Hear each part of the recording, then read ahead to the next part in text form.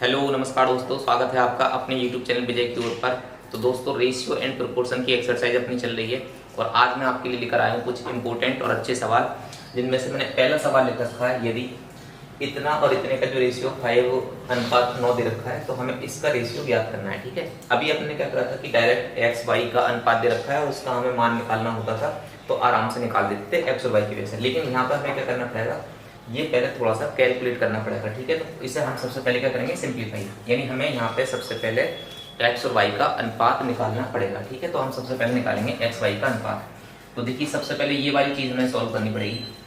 तो हमें ये पता है कि ये वाले अनुपात का मतलब बटे में लिख सकते हैं, तो ये वाली चीज बटे में हो जाएगी तो 9, या फिर हम ऐसा मान सकते हैं कि बाहर वाले पदों की गुणा 9 की और इसकी गुणा हो जाएगी और अंदर वाले पदों की गुणा हो जाएगी, क्योंकि बराबर जो होता है वो एक तरह से आप समानुपात की तरह मान सकते हैं। ठीक है ना, तो हम सबसे पहले क्या करेंगे, बाहर वाले पदों की गुणा कर लेते हैं। तो 9 की गुणा किस में होगी, इस वाले पद में, इस वाले पद की गुणा इससे, तो कितना हो जाएगा, देखो 9 पंजे कितना हो जाएगा 45। मैं डायरेक्ट सॉल्व कर दे रहा हूँ, 9 पंजे 45 एक्स, फिर 9 की गुणा किससे होगी 2 से, तो कितना हो जाएगा 9 दूनी 18, ये 18 कितना हो जाएगा 22।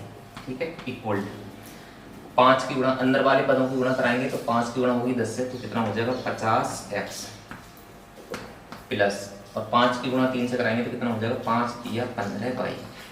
तो इस तरह से हमने ये गुणा करा ली। अब हम ये 50 एक्स है 45 एक्स है, तो एक्स एक्स एक तरफ ले आएंगे तो 50 में से 45 घट जाएंगे, कितने बचेंगे 5 एक्स बचेंगे, और ये 18 वाई है और ये 15 वाई है, तो 15 वाई इधर आके घट जाएंगे तो कितने बचेंगे 3 वाई। बस हमें क्या करना था, एक्स वाई का अनुपात निकालना था। तो एक्स वाई का अनुपात कितना हो गया, ये वाला इस तरह से निकालेंगे तो y का मान कितना आ गया 5 आ गया, और x का मान कितना आ गया 3। जब इस तरह से वैल्यू हो कभी, तो आप ये समझ लेना कि इधर वाली जो वैल्यू होगी वो इस वाले अननोन की होगी और ये वाली जो वैल्यू होगी वो इस वाले अननोन की होगी। ठीक है ना, तो इस तरह से तो x का मान आ गया 3, यानी x का मान कितना आ गया 3, और y का मान कितना आ गया, y का मान आ गया अपना 5। अब x y का मान हम निकाल चुके हैं, अब हम इसका मान आराम से निकाल सकते हैं। तो अब इस वाली इक्वेशन में हम लगाते हैं, तो इसमें x का मान लगाएंगे कितना 3, तो 3 का करेंगे वर्ग, 3 का वर्ग करेंगे तो कितना हो जाएगा 9, और 9 का 2 से गुणा कराएंगे तो कितना हो जाएगा 18, तो ये हो गया 18 प्लस y का मान कितना है, y का मान है 5, और 5 का वर्ग करेंगे तो 25, और 25 तिया कितना हो जाएगा 25 तिया हो जाएगा 75। ये हो गया इस ब्रैकेट में। ठीक है ना, इतने ब्रैकेट को मैंने सॉल्व कर लिया। भाई x का मान लगा दिया 3 का वर्ग करा 9, और 9 दूनी कितना हो गया 18, फिर y का मान लगाया 5 का वर्ग करेंगे तो 25, और 25 दिया कितना हो गया 75। अब अनुपात का चिन्ह। ठीक है, इसके बाद में x का मान कितना है 3, तो 3 का वर्ग करेंगे कितना हो गया, 3 का वर्ग हो जाएगा 9, और 9 चौक कितना हो जाएगा 36, तो यहाँ पे लिख देंगे हम 36, फिर प्लस। ठीक है, ये है प्लस, y का मान कितना है, y का मान है 5, तो 5 का वर्ग करेंगे 25, और 25 निम्मा कितना हो जाएगा, 25 निम्मा होता है 225। ठीक है, इस तरह से अब ये जोड़ देना है और आंसर हमारा देखो आ जाएगा 18 और 75 जोड़ेंगे तो कितना होगा, ये हो जाएगा 8 और 5 13, 7 और 1 8 और 1 9, 93, और ये कितना हो जाएगा 6 और 5 11, 3 और 2 5 और 1 6। तो ठीक है ना, 6 और 5 11, और ये हो गया 3 और 2 5 और 1 6, और 2 यहाँ पर आ जाएगा। ठीक है, 261। अब 93 261 आ गया, इसमें तो अभी विकल्प मैच ना कर रहे, तो हम क्या करेंगे, अभी इसे काटेंगे। नहीं, किसी ने अगर कोई ऐसी संख्या जो काट सकती है तो इसे या तो ये 31 से कट जाएगा, 31 से कट जाएगा, या फिर कितने से कटेगा 3 से। तो पहले सबसे पहले 3 से काट के देख लेना। नहीं, तो 3 से काटेंगे तो ये कितना हो जाएगा, देखो 3 3 और 3 1 3। ठीक है, अब 3 से काटेंगे इसे तो कितना हो जाएगा 3 8 24, और कितना बचेगा 2, कितने हो जाएंगे 21, तो 3 7 कितना हो जाएगा 21। तो इस तरह से हमारे इस सवाल का जो आंसर होगा वो कितना होगा 31:87। अब ये वैल्यू किसी से कटेगी ना, तो यही हमारा आंसर होगा। शायद विकल्प में है अपने, कौन सी विकल्प में, ए विकल्प में, तो ये ए विकल्प अपना पूरी तरह से सही है इस सवाल के लिए। तो ऐसा सवाल अगर कोई आए तो आप ये सबसे पहले याद रखोगे कि हमें क्या करना है, सबसे पहले एक्स वाई का रेशियो निकाल के लाना है। यानी डायरेक्ट तो हमें एक्स वाई का मान न दे रखा, पिछले सवाल मैंने जो पिछली वाली क्लास पढ़ाई थी उसमें एक्स वाई का मान इतना दे रखा है अनुपात, फिर जो भी वैल्यू हमसे पूछ रहा है, जिसका अनुपात पूछ रहा है, हम उसे आराम से निकाल पाए थे। लेकिन इस तरह का अगर सवाल आएगा तो सबसे पहले हमें एक्स वाई का अनुपात निकालना पड़ेगा, एक्स वाई के मान निकालने पड़ेंगे, और फिर जो वैल्यू हमसे पूछी जा रही है रेशियो में उसमें एक्स वाई के मान लगा के तब हमें सॉल्यूशन करना होगा। ठीक है, तो इस तरह से ये समझ में आ गया। चलिए दोस्तों, अब करते हैं इससे अगला सवाल। ये सवाल अपना दे रखा है, देखिए कितना अच्छा सवाल है। और इसमें क्या पूछा है, व्युत्क्रमी अनुपातों का मिश्र अनुपात पूछा है। तो हमने क्या सीखा था, मिश्र अनुपात बनाना सीख लिया था। मिश्र अनुपात कैसे निकालते थे कि जितनी भी अनुपात है उनके पहले पदों का यानी पूर्व पद या प्रथम जो पदों का उनका गुणनफल हम एक साथ रख लेते हैं और बाद में अनुपात बनाते हैं उसके दूसरे पदों के मतलब गुणनफल से, ठीक है ना। तो इस तरह से तो करते हैं। तो देखो इसमें क्या करना है, लेकिन इसमें थोड़ा सा मतलब वो पेच है कि हम क्या करेंगे, सबसे पहले ये अनुपात जो दे रखे हैं इनका देखो सबसे पहले क्या पूछ रहा है, व्युत्क्रम यानी अनुपातों के व्युत्क्रमी अनुपातों का मिश्र अनुपात निकालना है। तो हमें सबसे पहले निकालना पड़ेगा ये जो अनुपात हमें दे रखे हैं इनका व्युत्क्रमी अनुपात निकालना पड़ेगा। तो सबसे पहले क्या करेंगे, व्युत्क्रमी अनुपात निकालेंगे इनका तीनों का। तो देखो व्युत्क्रम कैसे करेंगे, इसका व्युत्क्रमी अनुपात क्या होगा, इसका हो जाएगा बाई जेड अनुपात एक्स, ठीक है। ये क्या कर दिया हमने, उल्टा कर दिया। इसका क्या करना है, इसका भी व्युत्क्रम निकालना है। तो कितना हो जाएगा, जेड एक्स अनुपात वाई, ठीक है। और तीसरा जो अनुपात है वो कितना है, जेड अनुपात एक्स वाई। तो हम इसे कैसे लिख लेंगे, एक्स वाई अनुपात जेड, ठीक है। तीनों अनुपातों का हमने क्या कर दिया, व्युत्क्रमी अनुपात निकाल दिया। व्युत्क्रमी अनुपातों का अब क्या बनाना है, मिश्र अनुपात बनाना है। तो अब मिश्र अनुपात निकालेंगे हम, ठीक है। मिश्र अनुपात, मिश्र अनुपात। तो मिश्र अनुपात क्या होता है, जो पहले पहले पद हैं उनका गुणनफल हम एक जगह लिख लेंगे। तो पहले पद यहाँ पे क्या है, बाई जेड, यहाँ पे क्या है, जेड एक्स, और ये क्या है, एक्स वाई। तो हम लिखेंगे बाई जेड गुणा कितना हो जाएगा, जेड एक्स, ठीक है, और गुणा कितना हो जाएगा, एक्स वाई। अब अनुपात में क्या लगाना है, इसका क्या है एक्स, इसमें क्या है गुणा वाई, और इसका जो दूसरा पद है वो क्या है, जेड, ठीक है। इस तरह से तो हमने ये बना लिए, पहले पद हमने एक साथ लिख लिए और जो दूसरा पद है प्रत्येक अनुपात का वो बाद में लिख लिए। अब हम क्या करेंगे, एक्स से एक्स काट देंगे, ठीक है, और बाई से बाई काट देंगे और जेड से जेड काट देंगे, ठीक है। तो कितना बचेगा, बाई जेड एक्स यानी एक्स बाई जेड इधर बचा, और इस साइड में कितना बचा, एक बचा। तो एक्स बाई जेड, और ये अनुपात है ना, बीच में क्या है, अनुपात, ये अनुपात है। तो इतना आंसर हमारा आ गया। यानी इस सवालों का इनका सबका व्युत्क्रमी अनुपातों का जो मिश्र अनुपात होगा वो इस तरह से हम निकालेंगे, एक्स वाई जेड अनुपात एक। और ये कौन से विकल्प में सही आंसर है इसका, तो ये आंसर है एक्स वाई जेड अनुपात एक, यानी बी विकल्प हमारा सही है इस तरह से। तो ये बात आपको याद रखनी है थोड़ी सी, कि अभी मिश्र अनुपात जब भी निकालना है तो ये इस तरह से हमें करना पड़ेगा।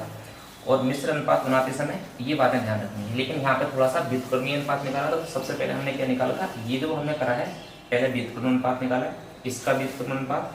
व्युत्क्रम अनुपात कैसे निकालते हैं, बस अगर दो ही अनुपात है तो आप इस तरह से उल्टा कर सकते हो, सीधा साइड बाई जेड पहला पद, मतलब पहला पद बाद में कर दो, बाद वाला पद पहले कर दो, तो इस तरह से व्युत्क्रम अनुपात निकल जाता है। अगर एक दो से ज्यादा पद दे रखते हो तो फिर इसे लासा लेकर निकालते हैं, ठीक है, वो मैंने बता दिया, आप उससे पिछली वाली वीडियो देख सकते हो।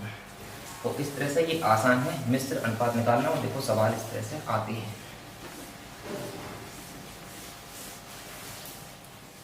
चलिए दोस्तों, इससे करते हैं अगला सवाल।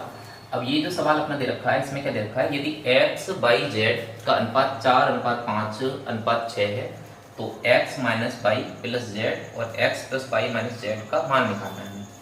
तो देखो हमें इस सवाल में क्या करना है, भी x बाई जेड का अनुपात हमें दे रखा है सीधा, इसका मतलब है x का मान भी दे दिया हमें। x का मान कितना लगाना है, 4, बाई का मान कितना लगाना है, 5, और जेड का मान कितना लगाना है, 6। x का मान 4, बाई का मान 5 और जेड का मान कितना दे रखा है, 6। अब ये वाले मान हमें कहाँ लगा देने, इस जगह लगा देने, और हमारा आंसर इस तरह से आ जाएगा। देखो x का मान लगाएंगे कितना, 4, ठीक है, चलो मैं लगा दे रहा हूँ एक जगह 4, माइनस बाई का मान कितना है, बाई का मान है 5, प्लस जेड का मान कितना है, जेड का मान है 6, ठीक है, ये लगा दिया। अब इसके बटे में आ जाओ, x का मान कितना है, x का मान 4, फिर प्लस का चिन्ह है, बाई का मान कितना है 5, और माइनस जेड का मान कितना है, जेड का मान है 6। अब हम इसे सॉल्व करेंगे तो कितना आएगा, देखो ये 4 और 6 10, 10 में से 5 लिए तो कितने बचेंगे, 5 बचेंगे, ठीक है। अब यहाँ से कितना बचा, 4 और 5 कितना हो गए, 9, यानी ये 5 है, 4 और 5 9, 9 में से 6 गया तो कितना बचेगा, 3। तो हमारा कितना आंसर आएगा इस सवाल का, 5/3। देखो कौन से विकल्प में है, सी विकल्प हमारा पूरी तरह से सही है। तो आसान से सवाल है, देखो आराम से आप कर पा रहे होगे और आराम से इन्हें सीख जाओगे इन्हें। तो ये बेसिक, अगर आप जिन लोगों का कमजोर है, आप बेसिक से आप इन चीज़ों को देख सकते हो। बेसिक से ये क्लास है, मैं छोटे छोटे सवाल से लेके बड़े बड़े सवाल तक मैंने करा रहा हूँ, तो आप इन्हें समझ सकते हो, ठीक है। चलिए इससे आगे देखते हैं कोई इससे अगला सवाल।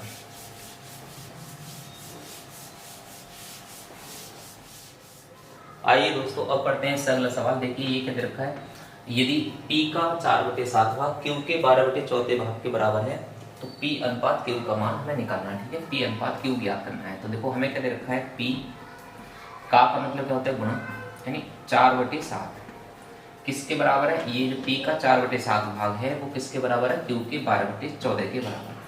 तो Q गुणा 12/14। ठीक है, इस तरह से तो ये दोनों भाग बराबर हैं। अब हमें क्या निकालना है, P अनुपात Q निकालना है। तो देखो P अनुपात Q निकालना है तो Q आप इधर ले आओ, या फिर एक काम कर ले रहे हैं, कैलकुलेशन कर ले रहे हैं। 7 से देखो ये हर से हर में काट सकते हैं, 7 से 14 कट जाएगा कितना, 2 बार। 4 से काटेंगे तो 4 से ही कट जाएगा कितना, 3। ठीक है, अब Q इधर ले आओ, गुणा की चीज कहाँ आ जाएगी, बटे में, तो ये हो जाएगा P/Q और बराबर कितना हो जाएगा, 3:2। अब P का मान कितना है, 3, और Q का मान कितना आ गया, 2। या फिर हम इसको ऐसे भी लिखा जा सकता है, P/Q, और इसका आंसर कितना आ जाएगा, 3:2। तो इस सवाल का आंसर कौन से विकल्प में सही है, डी विकल्प अपना पूरी तरह से सही आंसर है। तो ये सवाल आपका इस तरह से हो जाएगा। ठीक है, तो आप आराम से समझ जाओगे। चलिए इससे आगे देखते हैं।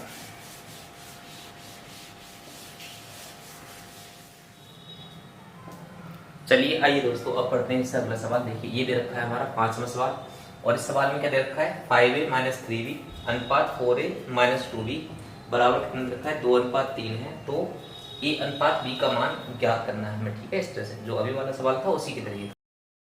तो देखिए किस तरह से करेंगे आप।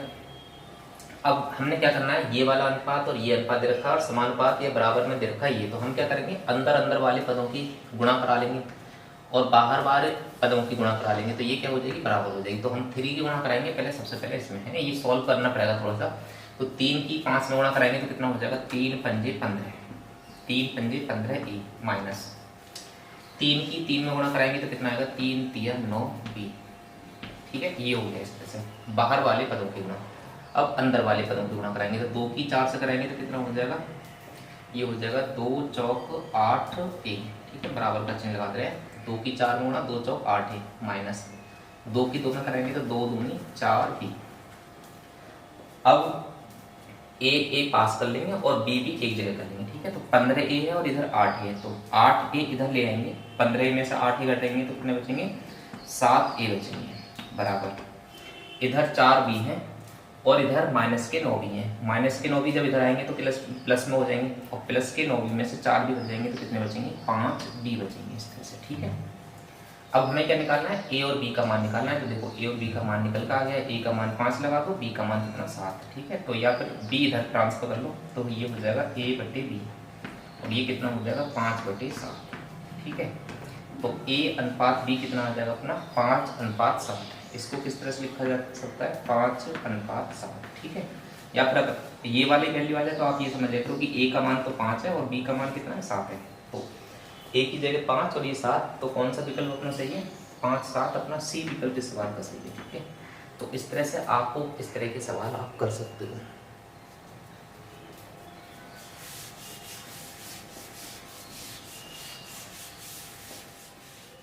चलिए दोस्तों आइए करते हैं इस क्लास का अपना अंतिम सवाल। तो ये है अपना छठा सवाल। ठीक है, यदि x + y + z का मान 4 से दे रखा है तथा x, y, z का अनुपात हमें 1, 1, 2 दे रखा है और z का मान हमें कैलकुलेट करना है। तो देखिए इस तरह का अगर सवाल आए तो आप क्या करोगे, हमें क्या दे रखा है, तीनों का हमें योगफल दे रखा है। रियल वैल्यू क्या है हमारे पास में, तीनों का योग कितना बैठना चाहिए, 400। तो हम क्या करेंगे, यहाँ पे माने कि भी x करके रेशियो माने कि 1x 2x और फिर उन्हें जोड़ें, योगफल करें और इसके बराबर लगाएं, फिर हम x का मान निकालें और तब हम x का मान लगाएंगे यहाँ पे, तब सॉल्व कर पाएंगे। तो इससे अच्छा है हम अगर रेशियो दे रखा है तो हम रेशियो का ही योगफल कर लेंगे। यानी हमें क्या दे रखा है, अगर योगफल दे रखा है तो हम रेशियो का भी क्या कर लेंगे, योगफल कर लेंगे। तो टोटल x y z का जो मतलब योगफल है 400 और इनका अगर मान कितना दे रखा है, देखो अनुपात में x का मान कितना दिया है, अनुपात में x, y का कितना दिया है 1, मतलब x का 1, y का 1 और z का कितना दिया है 2। तो ये हमें अनुपात में दे रखे हैं। अब अनुपातिक क्या कर लेंगे, हम आनुपातिक योग कर लेंगे, यानी इस शेयर में बंटना है टोटल 400। ठीक है, तो ये एक हिस्सा, ये एक हिस्सा, ये 2 हिस्सा, तो ये टोटल कितने हो गए, 4 हिस्से हो गए हमारे पास में। योग कितना आ गया, 4 यूनिट मान लो, या 4 इकाई मान लो। और 4 भाग का मान कितना दे रखा है, 4 भाग का मान है 400। तो 1 भाग कितना होगा, 1 भाग होगा अपना कितना हो जाएगा, 1 भाग 4 से डिवाइड कर देंगे कितना आ जाएगा 100। 4 भाग 400 तो 1 भाग कितना हो जाएगा, 100 हो जाएगा। अब 1 भाग 100 है तो हमसे किसका मान पूछ रहा है, जेड का मान पूछ रहा है, और जेड का मान निकालेंगे तो जेड कितने भाग है, जेड है 2 भाग, तो 1 भाग 100 है तो 2 भाग कितना हो जाएगा, हम 100 की गुणा करा देंगे, ये हो जाएगा 200। ठीक है, 2 भाग कितना हो जाएगा, 200, और 200 ही इस सवाल का हमारा क्या होगा, आंसर होगा। तो इस सवाल का जो आंसर है 200 वो किस विकल्प में है, तो ये है बी फॉर बाहुबली, बी विकल्प अपना पूरी तरह से सही है। तो दोस्तों ये अपने 6 सवाल थे इस क्लास में अनुपात समानुपात के। आप बताना कमेंट करके कि किस तरह से आपको ये सवाल लगे, अच्छे लगे तो अच्छे आप बताना है। और आज इतने कर देते हैं इस क्लास में, और इस क्लास को यहीं पर अपने रोकते हैं और मिलते हैं नेक्स्ट क्लास में जल्दी ही। नमस्कार।